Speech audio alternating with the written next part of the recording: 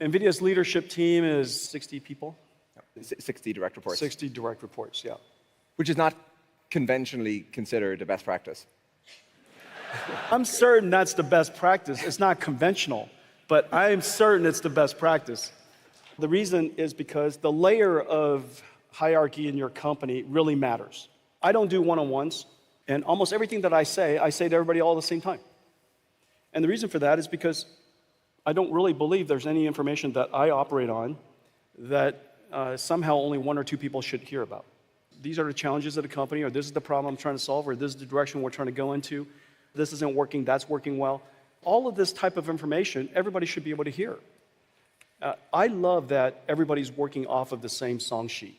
I love that there is no privileged access to information. I love that we're able to all contribute to solving a problem. And when you have 60 people in a room, everybody heard the reasoning of the problem, everybody heard the reasoning of the solution, everybody heard everything. I believe that when you give everybody equal access to information, it empowers people. And so that's number one, empowering.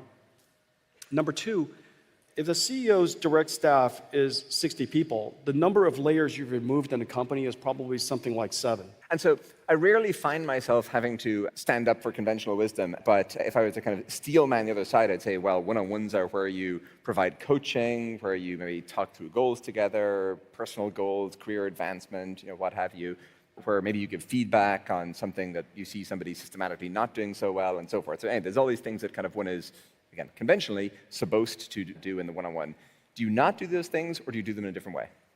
Really good question. I do it right there. I do it right there. I give you feedback right there in front of everybody. In fact, this is really a big deal. First of all, feedback is learning. For what reason are you the only person who should learn this? Now, you created the conditions because of some mistake that you made or silliness that you brought upon yourself. We should all learn from that opportunity. So for me to explain to you why that doesn't make sense or how I differ from it, half the time I'm not right. But for me to reason through it in front of everybody helps everybody learn how to reason through it. And so the problem I have with one-on-ones and taking feedback aside is you deprive a whole bunch of people that same learning. Learning from mistakes, other people's mistakes, is the best way to learn. Why learn from your own mistakes? Why learn from your own embarrassment? You gotta learn from other people's embarrassment. That's why we have case studies, and isn't that right? Have you succeeded in getting other leaders at NVIDIA to adopt this practice? I give people the opportunity to decide for themselves, but I really discourage one-on-ones. I really discourage one-on-ones. Nothing is worse than the idea that somebody says, oh, Jensen wants us to do this. Why does that have to be said to anybody? Everybody should know.